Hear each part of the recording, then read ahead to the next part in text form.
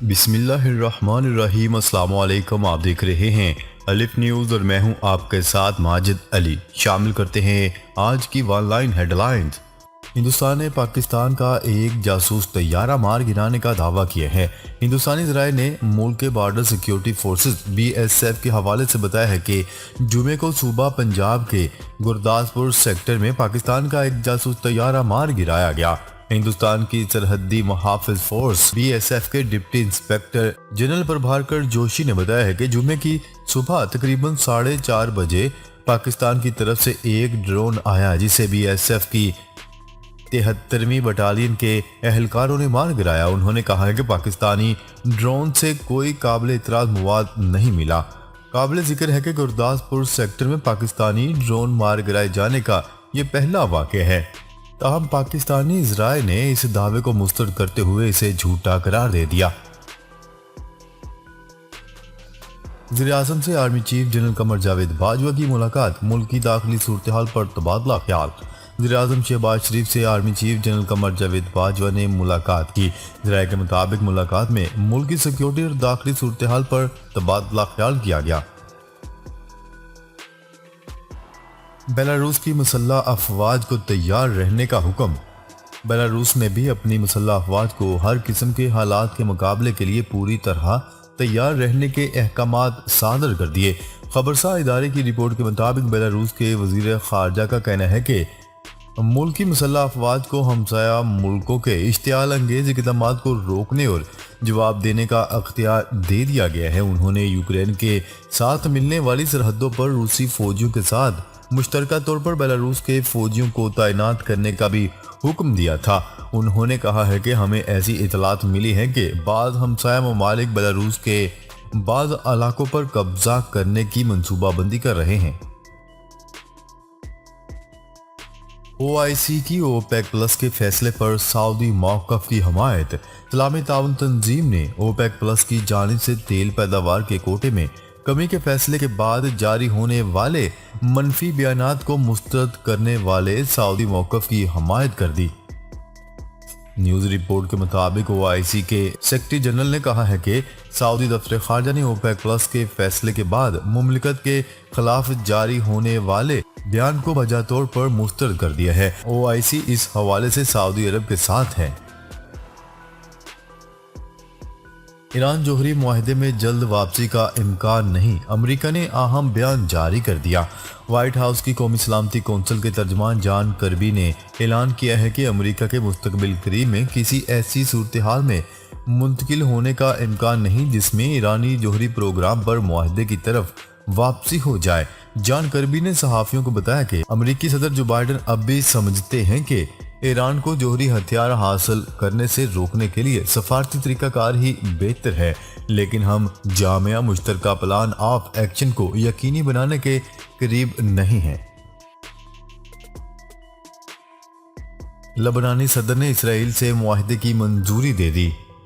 لبنانی صدر میشل عون نے اپنے ملک کی طرف سے اسرائیل کے ساتھ سمندری سرحدی حد بندی کے معاہدے کی منظوری کا اعلان کرتے ہوئے اسے ایک تاریخی کامیابی قرار دیا ہے۔ ان کا کہنا ہے کہ یہ معاہدہ صہیونی ریاست کے ساتھ تعلقات معمول پر لانے کی کوشش نہیں بلکہ یہ لبنان کے وسیع تر قومی مفاد میں کیا گیا ہے۔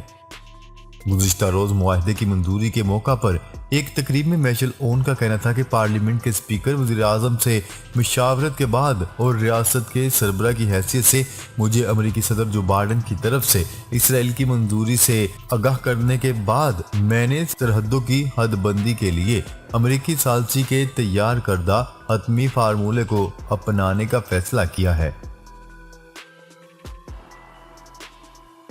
کانگریس کمیٹی ٹرمپ کو پیش ہونے کا حکم، قرارداد منظور۔ امریکی کانگریس کمیٹی نے سابق امریکی صدر ڈونلڈ ٹرمپ کو پیش ہونے کے حکم کی قرارداد منظور کر لی۔ کانگریس کمیٹی میں ڈونلڈ ٹرمپ کے 6 جنوری کو آخری سماعت پر پیش ہونے کی قرارداد پر ووٹنگ ہوئی۔ کمیٹی کی سماعت میں نتیجہ نکالا گیا کہ ٹرمپ کو الیکشن ہارنے کا علم تھا اور انہوں نے جان بوجھ کر کیپٹل ہل پر حملہ کروایا۔ سماعت میں کہا گیا ہے کہ ٹرمپ نے حملہ روکنے میں عدم دلچسپی کا مظاہرہ کیا۔ سابق صدر کے خلاف مجرمانہ کارروائی کا کیس بنانے کی سفارشات کا بھی امکان ہے۔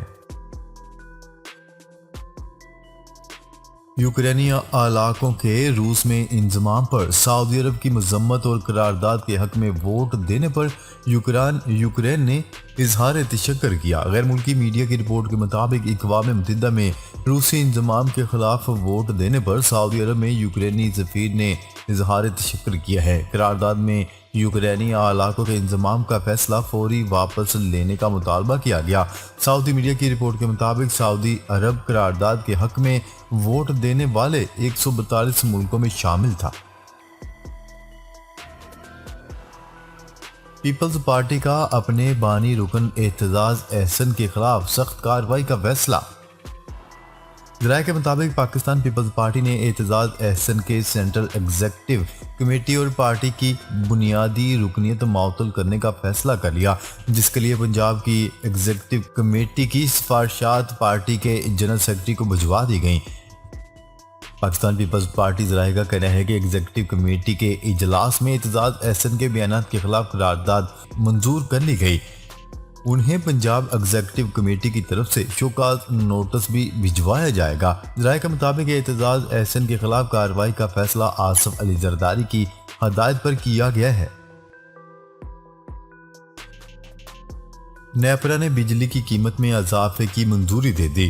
نیپرا کے مطابق اگست کے ماہانہ فیول چارجز ایڈجسٹمنٹ کی مد میں بجلی کی قیمت میں 19 پیسے فی یونٹ اضافے کی منظوری دی گئی ہے۔ سینٹرل پاور پرچیزنگ ایجنسی نے بجلی کی قیمت میں 22 پیسے فی یونٹ اضافے کی درخواست کی تھی، جس پر اتھارٹی نے 29 ستمبر کو عوامی سماعت کی۔ نیپرا کی جانب سے جاری کردہ نوٹیفیکیشن کے مطابق بجلی کی قیمت میں اضافے کا اطلاق life line electric vehicle charging stations کے علاوہ ڈسکوز کے تمام صارفین پر ہوگا۔ زمین کے بڑھتے ہوئے درجہ حرارت کو قابو میں لانے کے لیے امریکہ کا منفرد منصوبہ۔ دنیا میں درجہ حرارت میں اضافے سے سنگین موسمیاتی تبدیلیاں ہو رہی ہیں اور اس مسئلے کی روک تھام کے لیے امریکہ نے سورج کی روشنی کو منعکس کرنے کے منصوبے پر غور شروع کر دیا۔ ایک رپورٹ کے مطابق وائٹ ہاؤس کی جانب سے 5 سالہ تحقیق کے منصوبے پر غور کیا جا رہا ہے، جس میں زمین تک پہنچنے والی سورج کی روشنی کی مقدار کو کم کرنے کے مختلف طریقوں کی جانچ پڑتال کی جائے گی تاکہ عالمی درجہ حرارت میں اضافے کے اثرات کو کم کیا جا سکے۔ یوکرین کی جانب سے نیٹو میں شمولیت میں تیزی لانے پر روس نے عالمی برادری کو خبردار کر دیا۔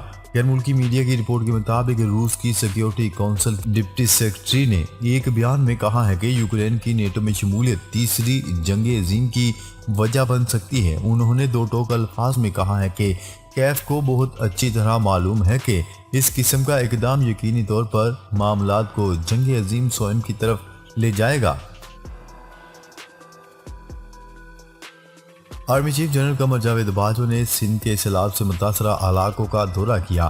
پاک فوج کے شعبہ تعلقات عامہ ISPR کے مطابق آرمی چیف نے امدادی سرگرمیوں میں مصروف اہلکاروں اور علاقہ مکینوں سے ملاقات کی اور ان سے بات چیت کی۔ آرمی چیف کا کہنا تھا کہ پاک فوج لوگوں کی بحالی اور مشکلات کے خاتمے تک خدمت جاری رکھے گی۔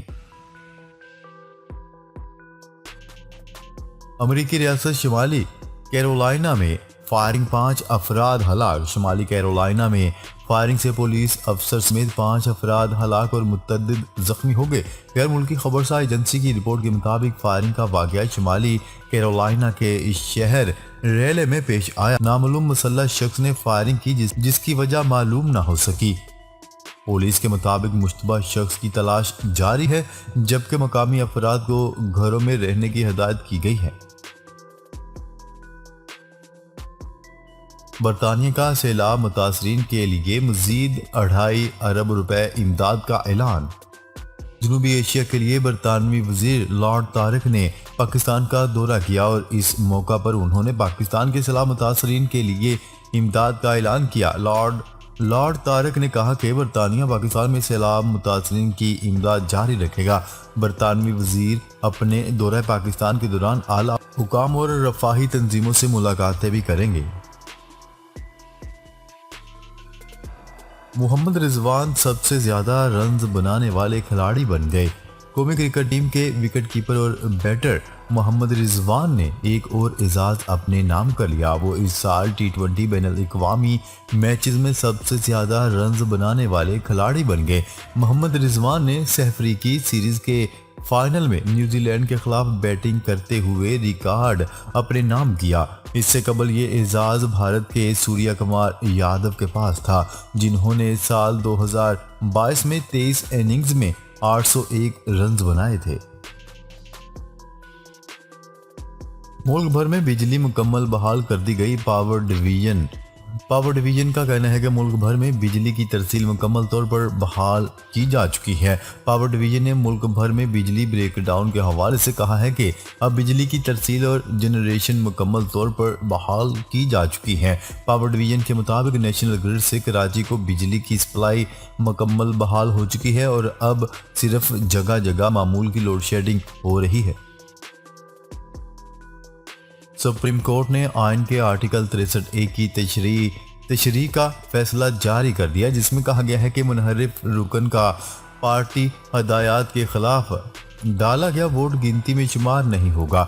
سپریم کورٹ کا جاری کردہ 95 صفحات پر مشتمل اکثریتی فیصلہ جسٹس منیب اختر نے تحریر کیا ہے، جس کے مطابق منحرف رکن کا پارٹی ہدایات کے خلاف ووٹ گنتی میں شمار نہیں ہوگا۔ آئین میں پارٹی ہدایات کے لیے پارلیمانی پارٹی کا ذکر ہے، پارٹی ہیڈ کا نہیں۔ ووٹ ڈالتے وقت پارلیمانی پارٹی کی ہدایت پر عمل کرنا ہوگا۔